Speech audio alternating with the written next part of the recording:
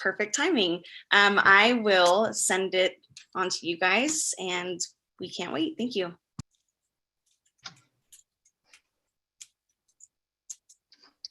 Oh no, Alessandro, we can't hear you. Sorry. Can you hear me now? Yes. Okay, sorry. I'm Alessandro Sachs, co-chair together with Dr. Lynn Johnson at the Boulder Rotary Club for the World Community Service Projects and Committee.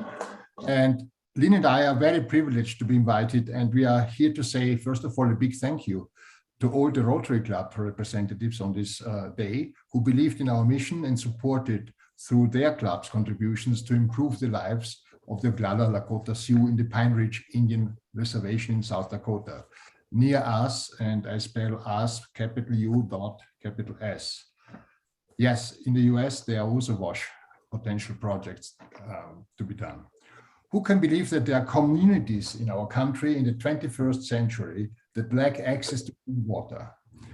Here's the story of our Boulder Rotary Club on such a community and how we took up the challenge and inspired other clubs to join in. How did it start? 2018, I was recently transplanted by my own choice. You can get from my accent, I'm not from Texas, from Basel, Switzerland to Colorado, but I'm Italian, so just to confuse. And found my Rotarian home here at the Boulder Rotary Club. Curiosity led me in that year to attend the Rotary International Conference in Toronto in 2018. A Canadian Rotarian happened to mention that his club was looking into the problem of contaminated water on First Nations reserves. He asked me whether the problem existed on US reservations as well. I was stumped. Upon returning to Colorado, I shared this input with my co-chair, Lynn Johnson, in our committee, and we started digging. The rest is Rotary Grants project history. Few words about the project timeline, and that's also a recommendation of lessons learned. We started with a very small pilot project, self-funded. 2019 in May, a small district grant to connect 3 homes for off-grid homes in Pine Ridge. The scope to make first a direct experience before reaching out to other Rotary clubs. In March 2020, we initiated our bigger district grant, about $90,000. This was possible thanks to the participation of, at that time, 17 Rotary clubs and a signature fundraising event organized by our club. This allowed to connect additional 30 homes to clean water. We did not stop there. Despite being then at that time in full COVID-19 period, we continued to reach out via Zoom and created awareness to other Rotary clubs, also outside our district, and potential donors about a serious and domestic drinking water quality problem near us. It's, by the way, just Pine Ridge is only 5 hours by car from Denver. We managed to raise a total of all the project of $145,000. This allowed us to connect 48 homes, and all this funding was reaching out to 22 US Rotary clubs in 3 districts, 2 European Rotary clubs, 1 in Switzerland, 1 in Germany, and to 97 private and Rotarian donors. The project scope. We had 1 mission. After we went on site first, Lynn and I, we stayed 3 days there. No more holding for clean water for off-grid homes in the Pine Ridge Reservation. Clean water is supplied in the Pine Ridge Reservation in South Dakota through a $450 million project, federal project, benefiting also agriculture in the region. It's a water pipeline. But individual homeowners who are off-grid are responsible for closing the gap between their home and the pipeline. Organizing and paying for these connections is beyond the resources of many families living remotely on the reservation. This has resulted in many families with homes not adjacent the main Mini-Wichoni treated water pipeline. Mini-Wichoni means in Lakota, water is life, having to hold manually in buckets from nearby water sources. We will hear shortly from Lynn Johnson about some numbers referring to holding distances. Lack of access to clean water is linked to abnormally high cancer rates attributed to arsenic and uranium. Consequently, Pine Ridge has the lowest life expectancy in the entire US. Our Clean Water Project initiative helped closing the gap for 48 homes housing 200 plus individuals, 140 of whom are children. About the benefits of this, you will also hear shortly directly from Lynn. About the Oglala Lakota and the Pine Ridge Reservation. I have here a map for you, just to give you an idea. This is the Pine Ridge Reservation on that side. From west to east driving 4 hours. From north to south 2 hours by car.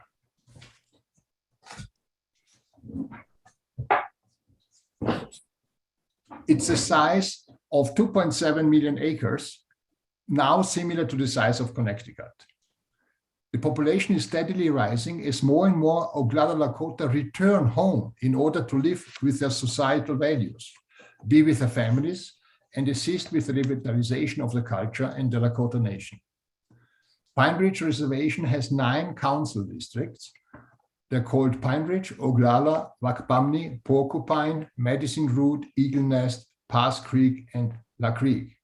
We are very, very pleased that our efforts and contributions reached out to water connections for off-grid homes in each of the 9 Oglala Lakota National Districts.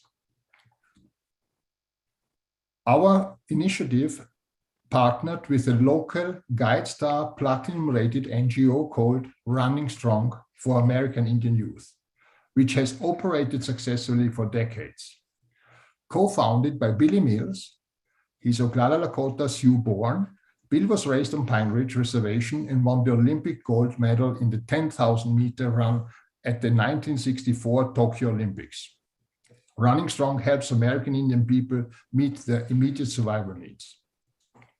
The connection of one home requires trenching, excavating, pipes, valves, connections, backfilling, testing, and inspection. All the work is executed by the local NGO Running Strong and their local contractors. All employ 100% employees from Lakota Nation. This was a prerequisite for us to start this project. The health on the poorest county, Pine Ridge is the poorest county in the US, is very alarming.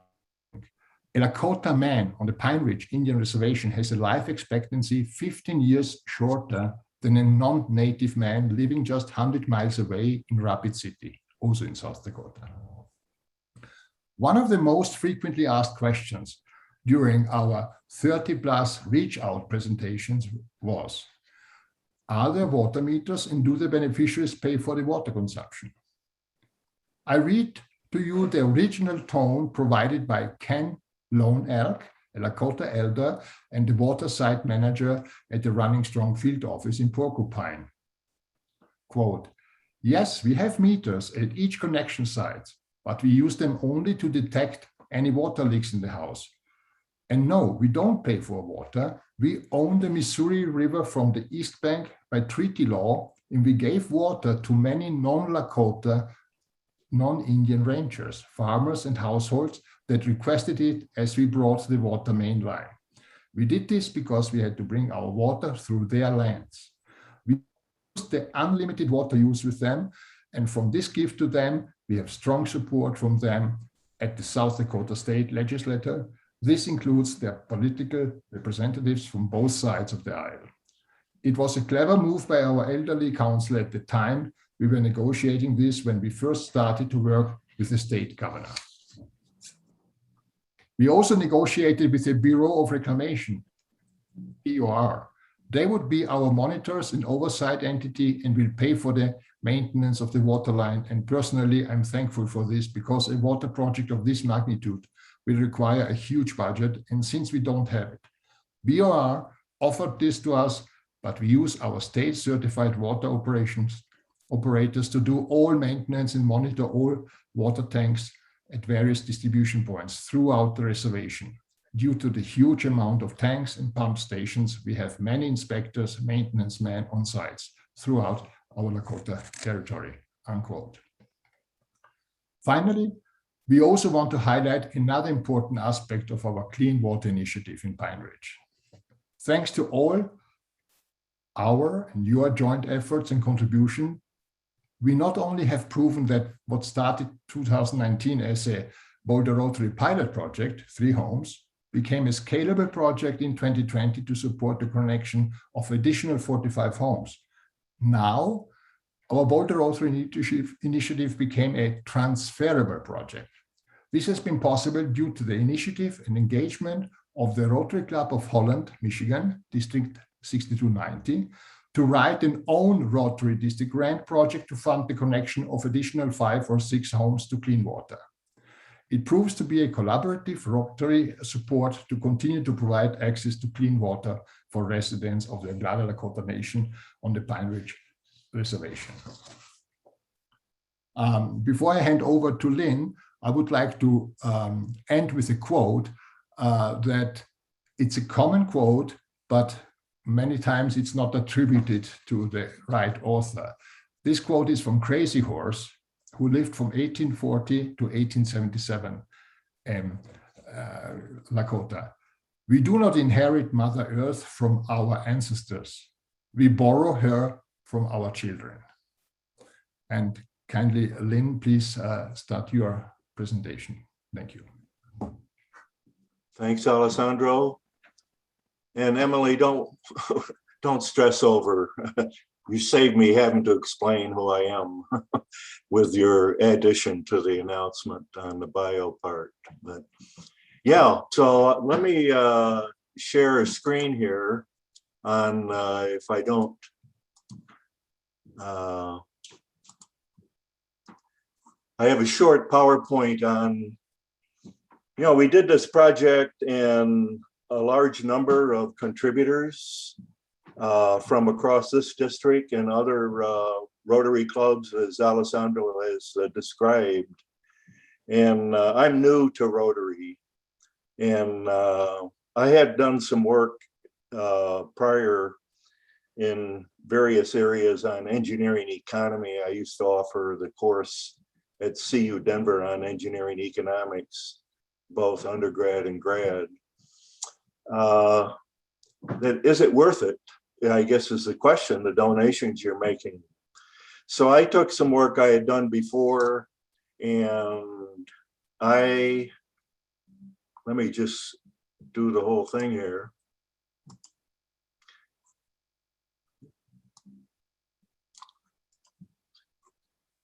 Get rid of the chat box, sorry. Yeah, so the Mini-Wachoni system kind of boggles the mind. As Alessandro said, the whole project was round numbers 450 million for all of Southwest South Dakota. The Pine Ridge part, just based on population, was approximately $160 million, which relates to the cost of providing safe drinking water across the reservation.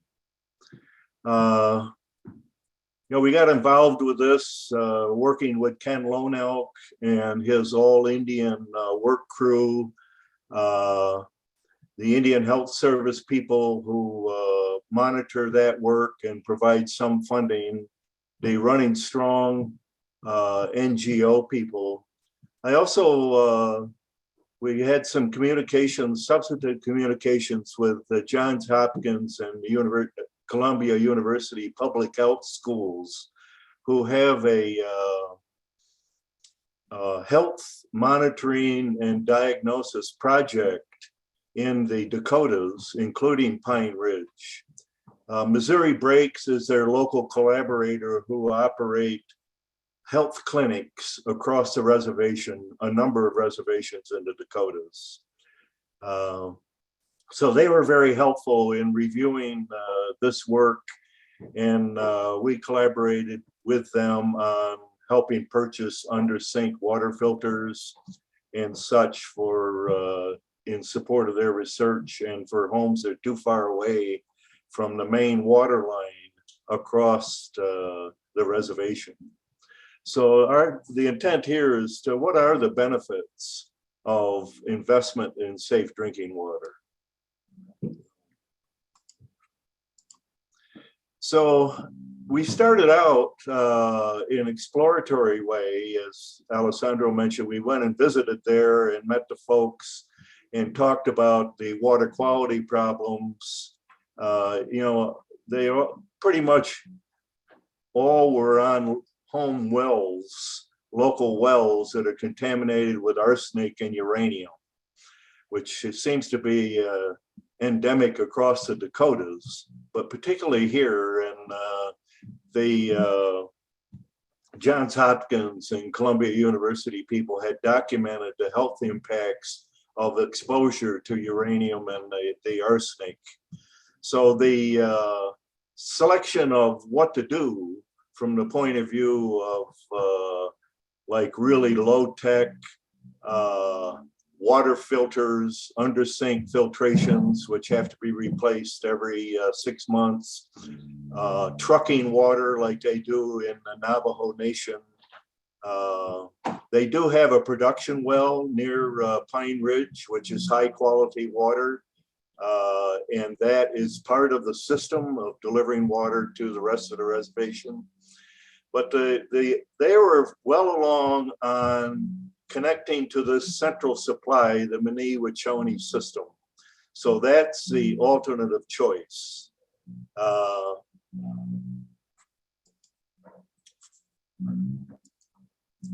Now, in doing, looking at the literature, I would call it the plenary study is by Hutton and a group of people at World Health Organization, UNICEF, did a worldwide assessment of the economic benefits and costs of providing safe drinking water and sanitation. I provide the reference there for you, and if you have trouble finding it, well, one is I can email you this presentation and you can look that up. For those of you who are doing international projects, I think you should be happy to hear that they documented back in 2007 the return on a dollar investment in international settings was from $5 to $46 in terms of benefits over cost. Listed on the right for our accounting of our project, to the categories of benefits relate to avoided travel costs to obtain potable water as time savings and expenses for travel and purchase of water, avoidance of disease, outpatient visits, inpatient days, the cost of getting to the hospital, which is typically in Rapid City, which is 100 miles, give or take, from the reservation, the transportation costs if they're staying overnight and so on. And there's also the value of a longer life. Alessandro mentioned that the lifespan on the reservation is 15 years less than the, call it, white population of South Dakota. Now these estimates are adjusted for the penetration of arsenic and uranium health effects as documented by the Johns Hopkins team. And in this case, for the international situation, the main benefits are time savings with better access. I think you've all seen in developing countries, the typical photo is the women with the bucket on the top of the head spending half a day or a day to go get drinking water. So that's the time savings.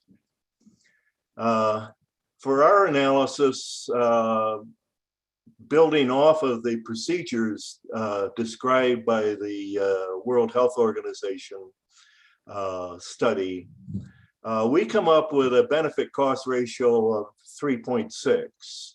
That is, $1 of your investment returns $3.60 in benefits, health-related benefits.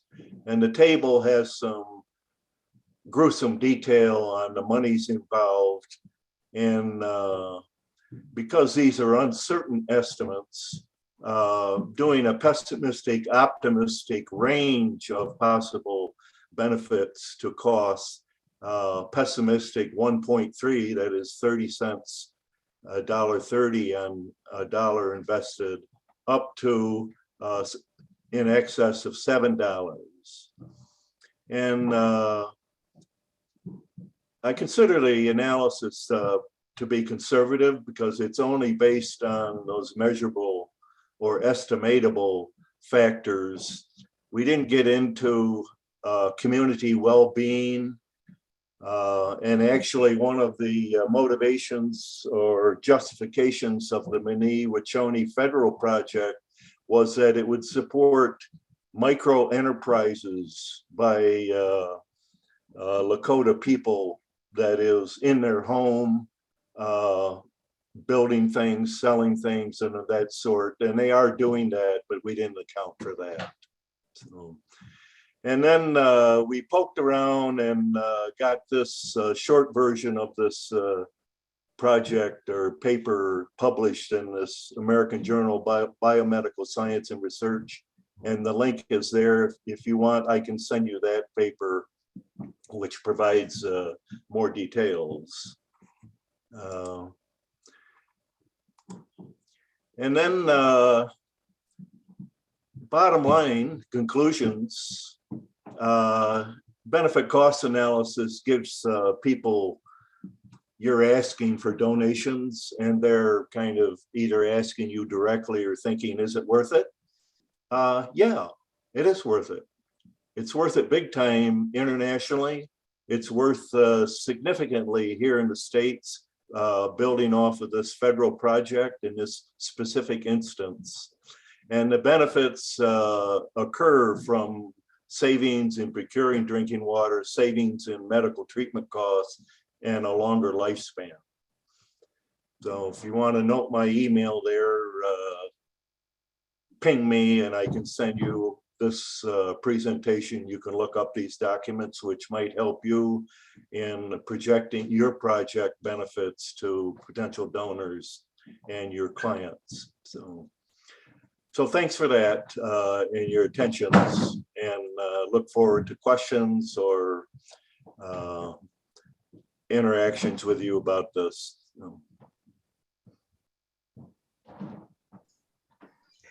Yeah, and thanks a lot, Lynn and Alessandro. Excellent project, and it's pretty cool that it's not far from us, and yet it was so impactful. You know, so necessary. So it's good to hear about these projects in our backyard, you might say. Any questions? We have about 10 minutes for questions yet. So please bring up your questions.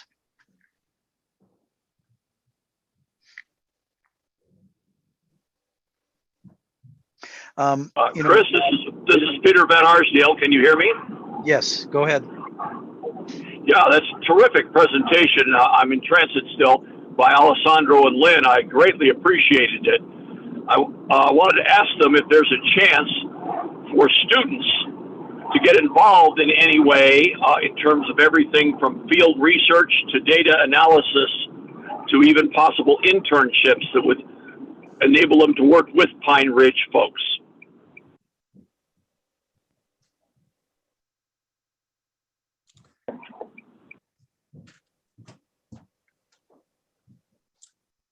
Well, I would defer to Alessandro. We're at the kind of a decision point on where to take the project. Questions about additional focus on the Lakota Nation, other projects in the Dakotas, other projects with American Indian entities throughout the US, and even internationally indigenous peoples as an area of focus.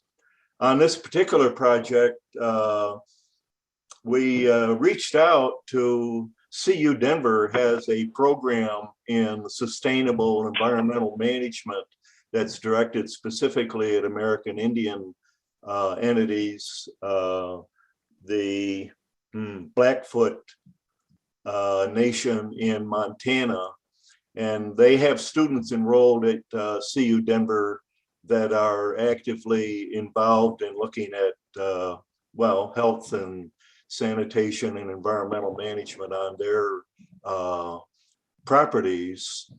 We were not successful. We had identified a student. We were not successful in getting that involved with this project, but opportunities like that, and particularly with the symposium upcoming, opportunities for students to petition to address American Indian water supply and health problems is kind of on the docket for us.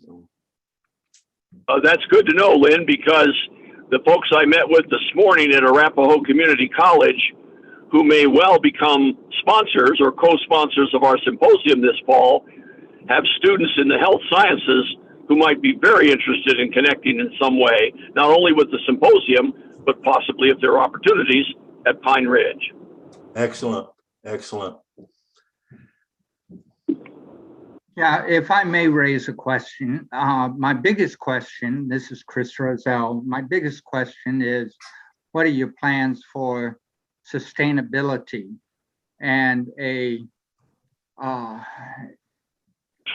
footnote is, if 450 million were invested, were actually invested in this water system, and there are, according to everything I see, 20,000 people in Pine Ridge, then that would say that the US government had invested $22,500 for the entire population on average, 22,500. And despite that, they didn't want to invest the other 3,000 to get it to the families after investing 22.5 per, I think that's per capita. Yeah, you're computing. Lives. Okay, yeah. Well, you're computing the portion that's assignable to the Pine Ridge Reservation is 160 million, which is something like, I guess, 10 grand for getting the main line to the front of the house. The average distance from the road, by the way, the Ken Lone Elk's team, they've laid 22,000 feet of pipe to connect to the main line for the 48 houses. So 10 grand is kind of what you would pay, maybe cheap for what you would pay to have the main line from your central water authority to be run by your house. But like your house and mine, the homeowner is responsible for connecting to the main line. The feds don't cover the connections to the main line. The feds in this case is the Bureau of Reclamation, Department of Interior. Yeah, so that's the reason for the charitable giving to support connections to the main line. So it's a federal policy reason. Great. Thanks, Lynn. Sustainability plan for this project? Well, I relate to sustainability from the point of view of, treated water out of the Missouri at the, I think it's the Fort Peck Dam, which is removing a lot of sediment, I think, and it's pretty low in arsenic and uranium, and that's removed regardless. In civil engineering, and you may have run into this term, the idea of treated water supply in modern water treatment processes, facilities, is what we call positive control. And the finances for the Manee-Wachoni project are that this water is provided in perpetuity. The feds are going to provide it. The tribe does not pay for water. It's part of the treaty agreement that Alessandro described. So it's a bit of a dodge on the sustainability part, but it's there forever, or my lifetime, as federal policy. Although I do relate to changes in federal policy with American Indians. My current read is The Night Watchman, which is the Pulitzer Prize winning book describing the Turtle Mountain reservation in northern North Dakota in the 1950s, where the Freds were intent on eliminating the distinction for American Indians and all of the tribal or the treaty agreements that had been made, and emancipating the American Indian from the federal support system. It's kind of fancy words for dumping the whole thing. So federal policy may change, but the sustainability of this project is to continue. So. Water is free, but the infrastructure isn't. That's right. And the maintenance of all of that is a federal maintenance project. The homeowner is not paying for water. Great. Say, Lynn and Alessandro, I'm going to ask you to pause for just a few minutes here. Our friend Yvonne, is it Yvonne or Ivan? I'm sorry. Ivan. Mm-hmm. Yvonne. Yvonne has to go in just a few minutes, but we've asked him to make a little presentation about his project, and we'll come back to Lynn and Alessandro as soon as Yvonne's finished. Go ahead, Yvonne. Well, I thank you all. And so, yes, I will be brief, and I'll like to kind of piggyback of something that Lynn shared, but that there is $5, at least $5, but up to $46 of positive return over cost. And one additional thing I would like to add is that $5 in the United States doesn't seem much, but there are countries around the world where that would be a very sizable benefit for a person. And I know that the benefits are not just measured in returns are not in dollars, they're in other factors, but nonetheless, $5 is a very significant return above cost for somewhere in many countries around the world. Now, moving to our project, and I'll share my screen very quickly, but so we are working with the Rotary Club of Akron North to help a school near Kasoa in the country of Ghana get a reliable source of water for their campus. The school has both boys and girls, and it was brought to our attention from a friend of our Rotary Club, a local teacher here who visits Ghana on a regular basis. The school itself, and let me just, and maybe expand my project here. The school is near Kasoa, and that is the capital, Accra, in Ghana. And the school is at the outskirts of Kasoa. It's about 2 hours from Accra by bus, and about 30 minutes from Kasoa. The plan of the school is to grow up to potentially 2,500 students. They started with 100 students about 3 years ago, and now have approximately about 500. But their growth is really severely curtailed by the fact that they do not have a reliable source of water.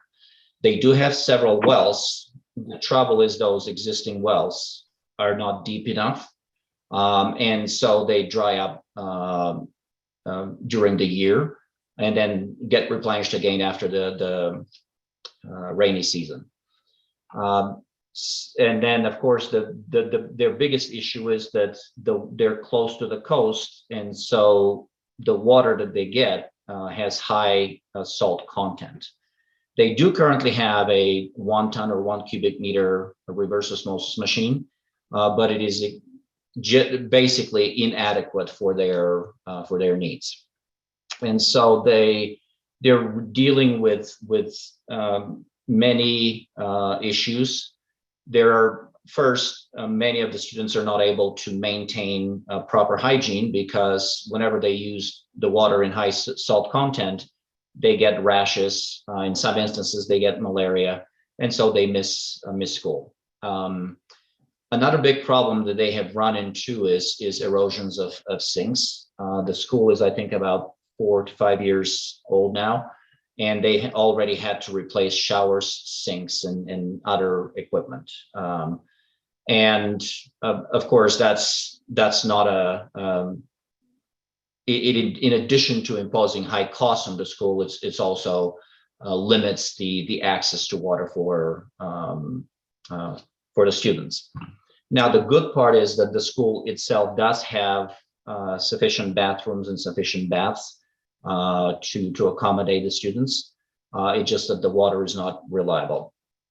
Now, they did try to get water from the government, but they were given a cost of estimated cost of $166,000 to get water piped, and this is just not in their capability at the present point. So what we're hoping to do is, or what we're looking to do is, we really have been working on that, is to use their existing equipment that they already have. They have tanks like that where they would be able to store water.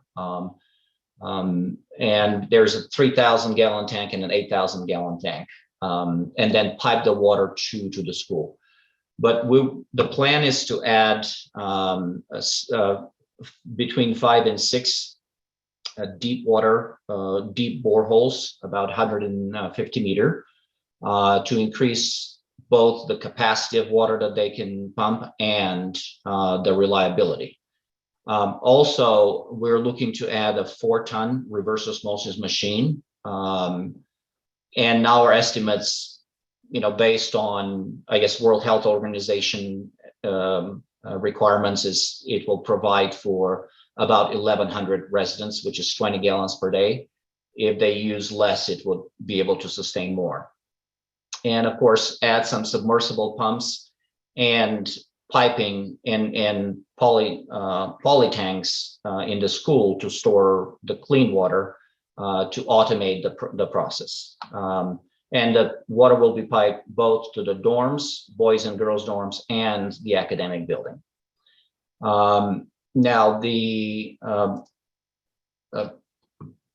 sustainability part is twofold. First, the school has a similar an organization similar to the Parent-Teacher Association here. And the plan is to organize the Parent-Teacher Association to have a board to manage the water, and add 300 Ghana cedi to the tuition, and the exchange ratio is about 1 to 5 for the US dollar. So about $60 per student to collect through the PTA association, and keep it in a separate fund to pay for maintenance of the school. In addition to that, excess water will be sold to local water merchants. There are a couple of communities that total about 1,500 residents nearby, and it's just established, as I understand it, established practice to sell water locally. So that's a pretty reliable source. The major source of funds will be the fee collected from the students, but some funds will come from the sale of water. And the important thing is, our intention is to insist with the school that the funds are maintained separately. Number one, so that they're available, and number two, so that they're not utilized for other purposes in developing the school.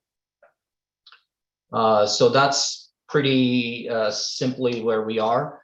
So far, we have estimated about $35,000 in commitments from other clubs in both DDF and cash. Our estimate is for 51,000, but we feel that even if we don't reach that goal, we still would be able to modify the project to implement it essentially to where it is workable and sustainable. So that's very briefly my presentation. I thank you, Chris. Any quick questions? I just want to say that we are going to be putting, I don't know if any of you saw on our email, but we have a really nice document that Yvonne has put together that I will be adding. And if Yvonne, you don't mind sending this PowerPoint, I'd love to put it. If you are a part of D5450, you should really apply for the funds from Women's Day because this is awesome. Any other questions? I made a note of it. Thank you. Thank you, Emily. It looks like Thank you very much, all. Thanks. You've thought about sustainability. You're raising funds. You're selling water. Have you looked at rainfall collection? It looks like that area has 30 inches a year of rainfall. When, you know, a problem I find with pumped water systems is when you're bringing it up from 150 meters, it tends to be expensive to lift the water that far. Whereas with rainfall, it's all flowing downhill. So it's far less expensive and can frequently fill your tanks for close to free. Have you looked at the rainfall possibility? So no, and a disclosure, I'm not necessarily a specialist in from an engineering perspective in water. So to that extent, I have relied on my colleagues in Accra, the Rotary Club of Accra North. I will bring it as a point, but recently there was a Rotary USAID joint project that completed a lot of wash work in Ghana. And so in me specifically, I have a high degree of trust that they do have, but that is their assessment is correct. So, but I definitely appreciate the recommendation. I will bring it as an alternative to them to see if that will allow us to improve their water situation. Yeah, and I'm suggesting it as a complement to the project. With the water flowing downhill rather than uphill, you've got a free flow to your water tank, and you don't have to then lift the water and pay for the lifting costs. And it just, you know, it gets your tanks filled for free for much of the year. Just an idea. Thank you. Thank you. And I apologize, I will have to jump off on another call. All right. Thank you, Yvonne. Yeah, excellent project, and another one that we love to share with everybody and hear about. And we'll be following up with Yvonne in the coming weeks and months to see how he's doing and make sure that you know, we keep up on that project as well. So I want to get back to Lynn and Alessandro. Any other questions for them? We still have time, and I didn't want to cut them short, and I appreciate you letting Yvonne jump in there.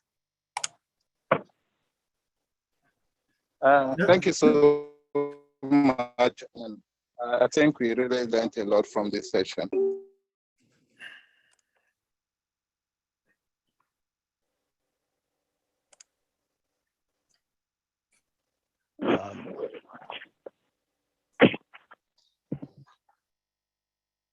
One question I had for you guys is and you may have already answered this, I may have missed it. How many homes are still left on the reservation that need to be connected? This is a dynamic. There's no one number because, as I mentioned at the beginning, there is a big trend in the recent years of re-impatriation because many Oglala people own a land because of the treaty, you know, and so they're coming back. Recently, by October, when I last spoke with Ken Lonel about the 9 district, he said on average, maybe from the 9 district, there's one district which is less populated, anything between 7 and 12 on average, but it is a dynamic number, you know. Okay, all right, yeah, And that helps.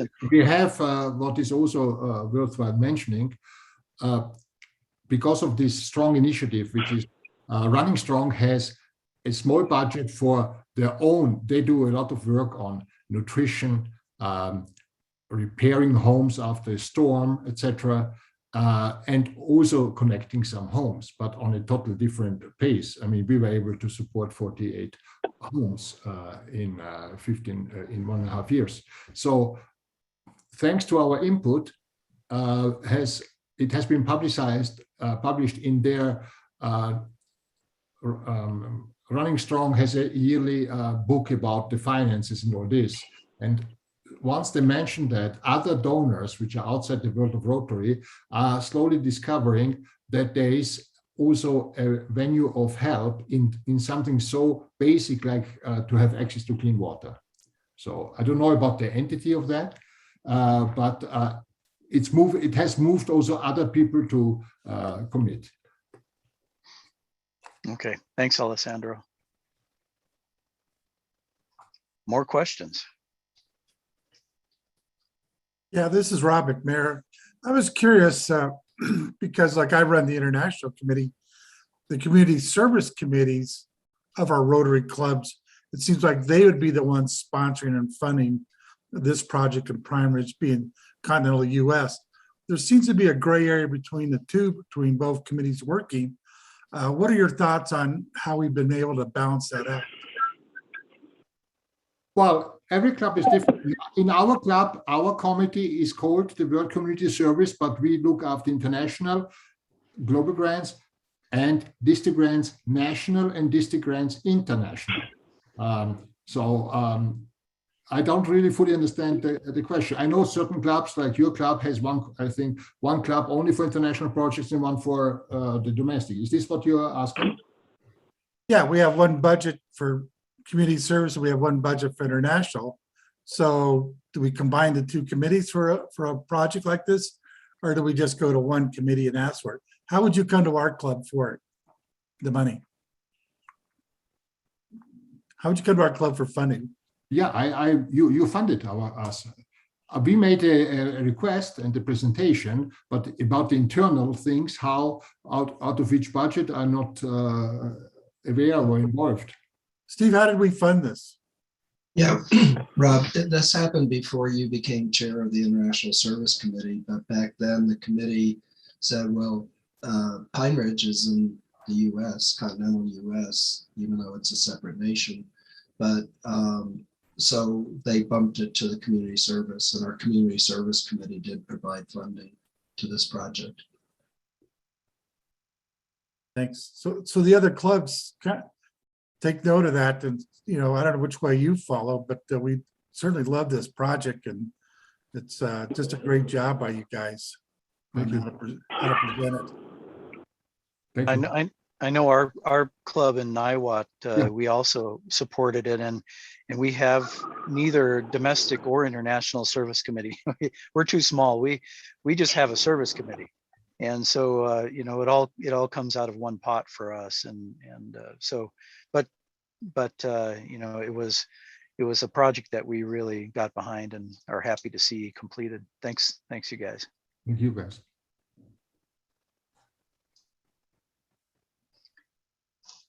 Probably time for another question or two if we have them.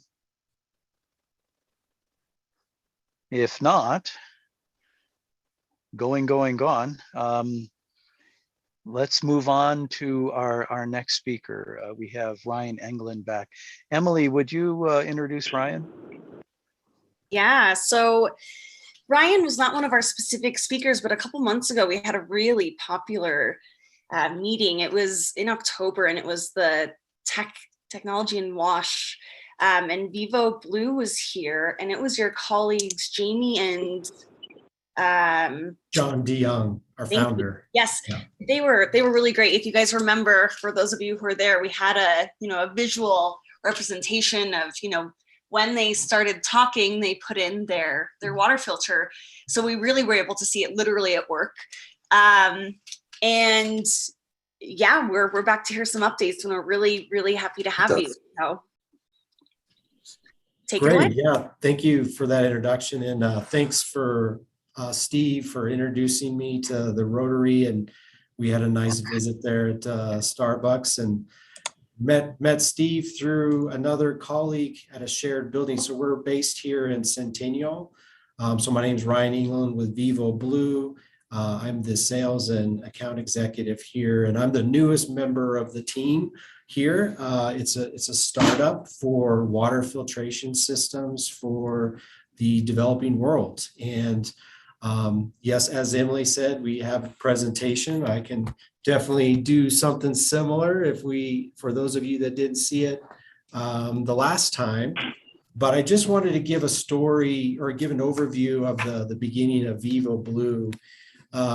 So we are obviously a manufacturer of water filtration systems, but the founders really have a nonprofit heart of wanting to help people in the world with clean water.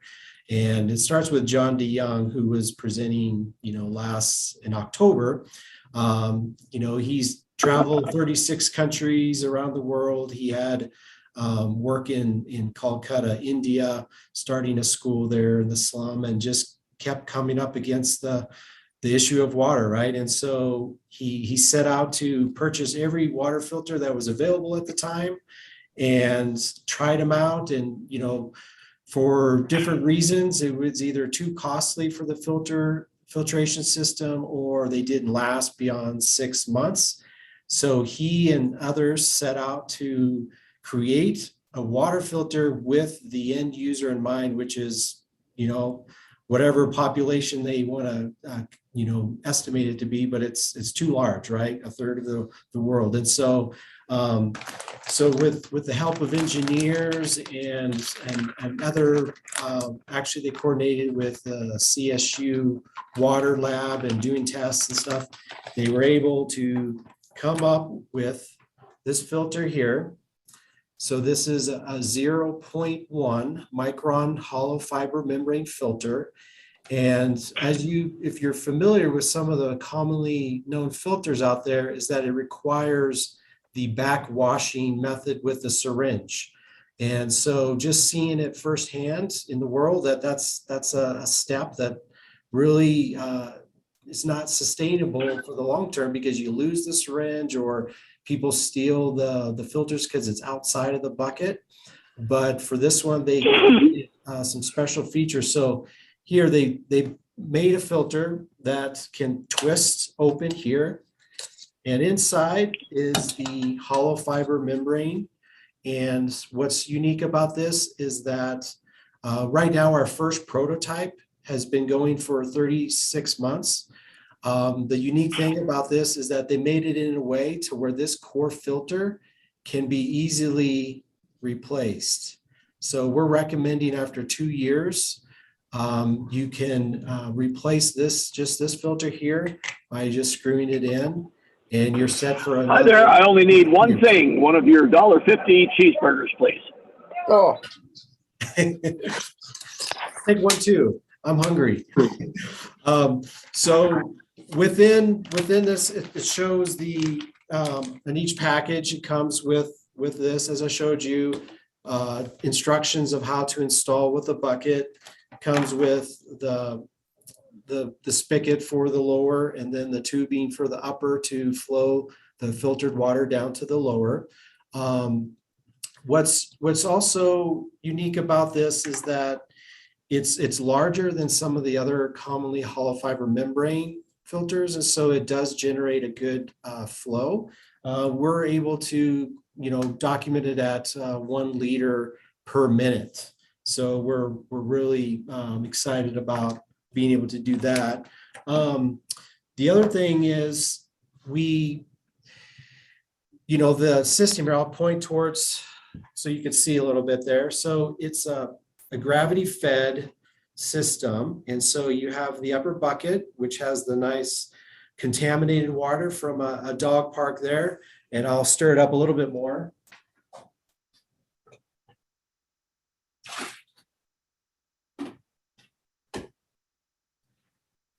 And I'm going to turn on the top there while we talk. Right now it's at about 2.5 liters here.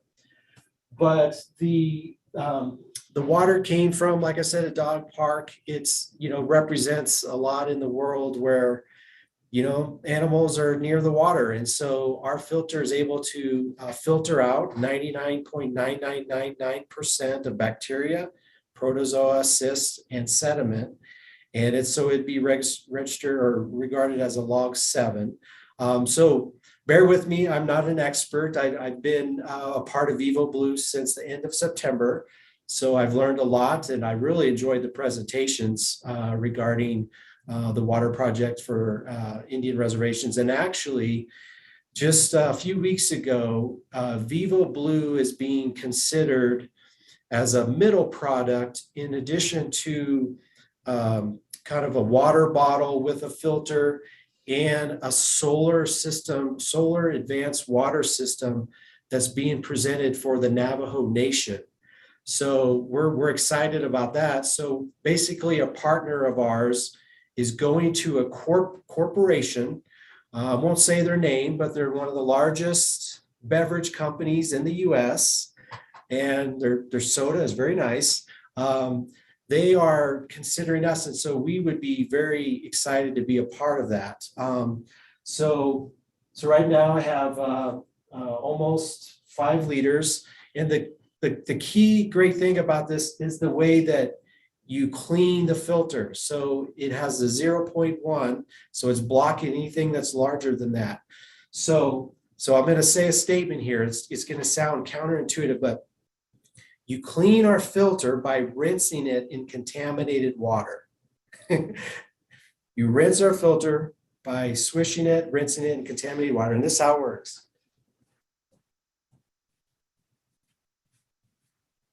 So it lives in the upper bucket, so it has a protection of always being inside, so not for being stolen or anything or damaged. And then we have this outer shell, which gives another level of protection, and I'm squeezing as hard as I can, and I'm not even coming close. So we're still looking for a person that can squeeze with their hand and to break this outer shell here. So we're still looking for that person.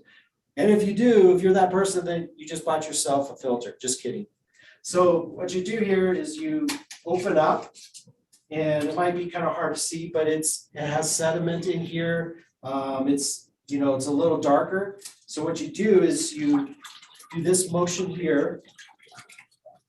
As I said, you're rinsing it, you're cleaning it in contaminated water. See how dirty the water is, but the filter is released from the sediment and obviously the invisible bacteria. And so then all you have to do is click it back into place, drop it into the bucket, and it'll continue to filter the water here. So I'm at 5 liters now. So do a little presentation here, get a little drink of water.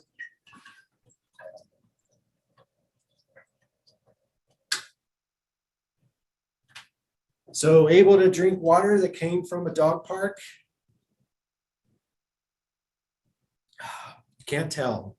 So those are some of the things that I did want to mention, that there's some patent pending features to it. Is that here we have one, it's called the twist lock. So it gives the user the idea that, okay, it's not functioning. I'm going to put it back. Okay, so that's one. The other one that's patent pending design feature is the quick swap, is what we call this. So just swapping that out. And those are like some elements that we created for this filter. And let me see if there's anything. Oh, another great announcement. So we've been communicating with disaster relief organizations, and the founders of Vivo Blue actually went and deployed some of these filters to Hurricane Ida. And as you know, with hurricanes or disasters, there's just a shortage of a lot of things, and actually buckets were difficult to get to. They had to drive 2 hours away to bring it back to be able to do these filters.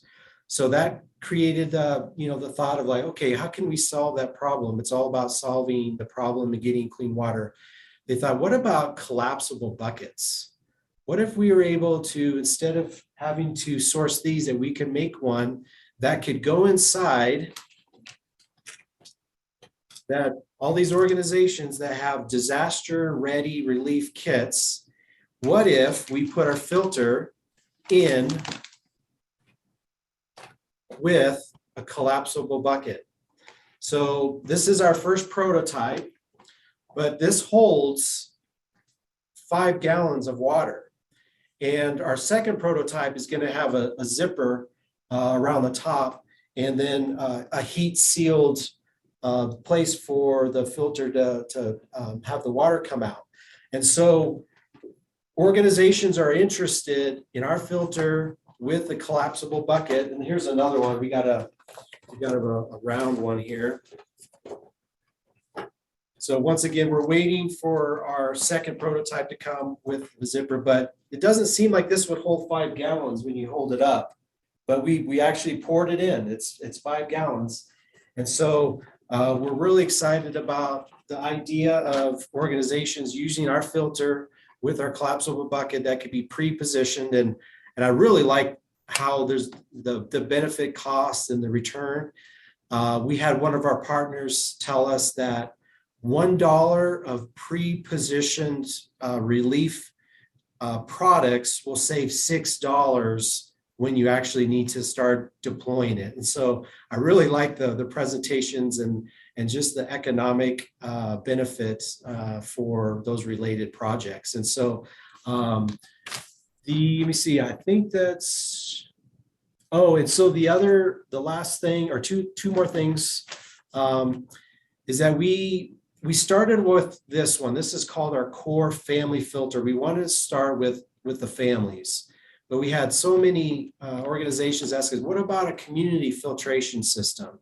We said, yes, we want to move in that direction, but we're not there. We've only had this product, this final one, since June. So I get the opportunity to promote it. And then when a client does use it, I would stay in touch with them to make sure they get the training and we get feedback regarding how our product's doing. And then right now, we have 100% positive feedback on our product. But, any product is not perfect, but we're excited the start that we've gotten. But we had an organization in Haiti. He created a system to use our filters in a manifold way. So it's a long manifold, and you could tie in as many filters as you want, and it's able to generate, I think he said, almost 4 gallons per minute, and he utilizes the 500-liter tanks. So he showed us videos, and we're like, that is great. And so a lot of organizations were able to pass that on, that information. And then actually speaking about rain catching system, Chris, we're in communication with another organization called Rainforest Flow, and they're wanting to utilize the same thing where it catches the water, but the filters would be placed into one 500-liter tank, and then it'd be to the filtered water, a 500-liter tank. So we're new, but we have a lot of things on the horizon. And actually, the reason why I'm presenting today is because John DeYoung, our CEO, he's in Rwanda right now, and he's deploying water filters and actually documented it, so you can kind of see it firsthand from when someone didn't have clean water. Okay, So we're going to set up your Vivo Blue system. Where do you get the water from? Okay, we have to walk, hopefully not too far, but there is some distance there, but then bringing it back and then filtering that water. So we're in the process of doing that. So I think that covered everything on my list. If anyone had any questions, and let's see what the water's, oh, it's actually a little bit lower here. Yeah, it's still going, but it's just about 5 liters right now. So, but any questions? Yes. I was curious, Ryan, about, well, 2 questions. One is round number price. And also you mentioned hurricane relief and whatnot. Is it certified by FEMA or EPA for public health use? Yes, good question. So we're in communication with, not with FEMA, but we actually, since we have 36,000 filters that we positioned in the Philippines because of the frequent, hurricanes and super typhoons they have there. And so we're actually in communication with UNICEF, and we're working through the FDA Department of Health in order for UNICEF to be able to use our product. So we're learning that which organizations require which certifications. We've had our water tested by independent laboratories. Actually, CSU was one of them, and we have a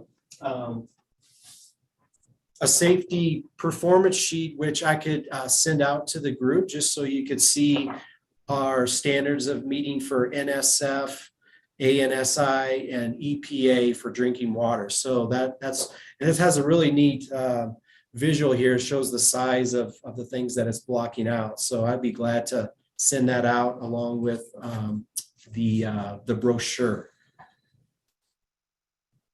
That'd be nice. I'm looking at your webpage, so that's informative. So thanks. Yeah, good. No, thanks for the question. Good question. Yeah, it definitely would be great to have that information.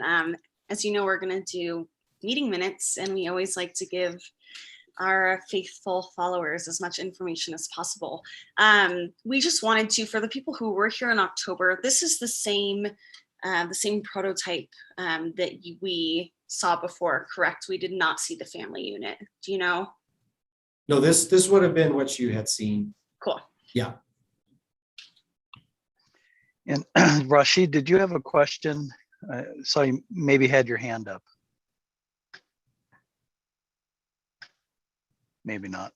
My question has been answered, and I said my question has been answered, but I was considering the aspect of the hygiene in the during the filtration process. I realized that he was using the hand to filter the water, to stir the water, which was filtering the water to make it good for drinking. How hygienic is it? Because the hand might also contain some extra germs which might pass through into the water. Did you consider that, please? Yeah, I think I heard about with the placement of my hand inside into the upper bucket. Is that what you were saying about the hygiene? Yes, exactly. Yeah, so that would be a part. So, in order to have it cleaned, I mean, unless you actually came up with another mechanism, that would be like I don't think you could get a mechanism to work that. But basically, what I do is I just wash my hands after I would clean it. Ryan, I think his question was going the other direction. This is Steve. I think Rashid's question was, is your hand introducing contaminants to the water, but the filter presumably clean that. So using your hand to do the backwashing should not be a problem. Correct. Yeah, that one's an easier one than what I described, me having to wash my hands afterwards. But yes, with my hand going in there, it would still filter out the 99.99% bacteria. Maybe it's better you get a different mechanism because they Rashid, you're breaking up. I don't think we caught any of that. Do you want to type it in to the chat? Yeah. Yeah, if I could real briefly while we're waiting for Rashid. Yes. Ryan, thank you so much for, and thank you, Steve, for properly. No, I said, also thank you very much for answering the question. Great. Thank you. Yeah, Ryan, I got to speak with your founder and one of the engineers. It was great. I love your product. The hesitations I have is, to my understanding, you import from China or hopefully from India. One of the challenges in the African communities where I work is employment, and bringing in a finished product from China or India doesn't really help with that problem.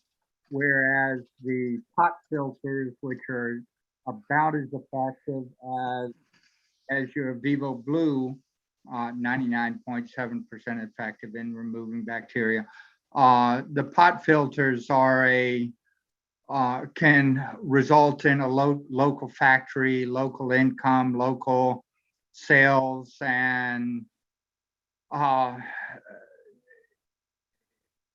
economic half as much. $12 versus your $25.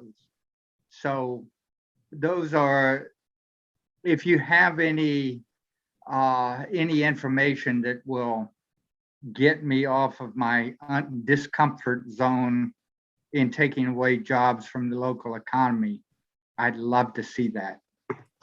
Yeah, that's a good question. I was visiting with their organization, and that was one of their top priorities. And it got me to thinking, they use the colloidal silver, right, to embed into the clay pots. I was thinking afterwards, I was like, the unique thing about the Vivo filter is that you just need a container that would hold water and then allow the filter to filter out. And by creating a hole in a tubing or a spigot, you would have clean water. And I presented to him, I said, what do you think about still using the clay pots, but just place a Vivo Blue filter within and creating the opening? I kind of viewed it as, so technology, like for example, like if you wanted to make a high-tech engine, and there was one particular country that was able to be an expert at it. What if you took that engine, it was still affordable, you took that engine and took it to other countries and you use their culturally accepting shell, their motor shells? Wouldn't you want to have the best technology inside? This is all brainstorm. This came out of one meeting, and I was like, why not? So we're actually thinking about trying to get some clay pots and drilling and having it filter in. So it is important. We do want to continue to support the local economy, but at the same time, why not make a technology that could be accessible to the world, get there at an affordable price? And so our hollow fiber membrane is produced in the US, so we have quality control of the absolute 0.1, but then yes, we do send it to China with all the parts where it's assembled. And then from there, we send to here in the US or to the Philippines for the time being. So definitely, and then we're listening to our organizations, our partners that are trying to utilize it in a way that creates the economy piece as well. It's just that, since we're selling the product, we allow the organizations to determine how they want to use it, but we do share best practices from all of the organizations we work with. And I never did get to a price. And, I said that Vivo Blue founders had a heart for kind of a nonprofit heart. So our price for the filter, for a retail price, which will be on Amazon soon by the end of the third quarter will be $69.97. However, because the founders have that as their value in their heart to get these out to as many people as possible, they give a 33% discount right off the bat to any NGOs, nonprofits, churches, ministries, whatever it is. So the price is $44.97 is our 2022 price. It did have to come up because of inflation and some other factors and shipping and all that, but that's where we land right now. So, but thank you for your questions, Chris. That was really good and definitely things we're thinking through. Great. Thank you, Ryan. Excuse me.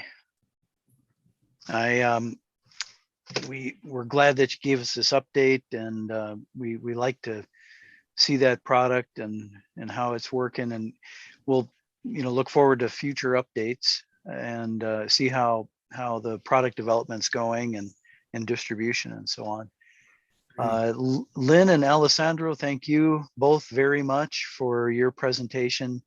It's great to hear back about your project, and it sounds like there's still maybe a little bit more in the works. So hopefully we'll hear back from you on that as well in the future. And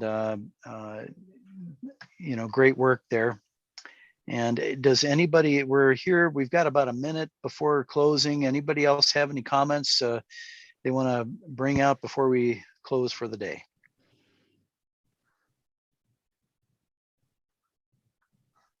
Hey, No? Chris, just Yeah, one quick request. Some of you may not remember because you were not as involved. We are trying to do outreach with our District 5450 clubs. And what that means is we're asking them to have a presentation on WASH that any one of us can do because we have a great PowerPoint presentation to use. So I'd like to ask you to redouble your effort to reach out to clubs, maybe your own club, and schedule a WASH presentation, and then work through Chris and Emily and me and Peter and others to find a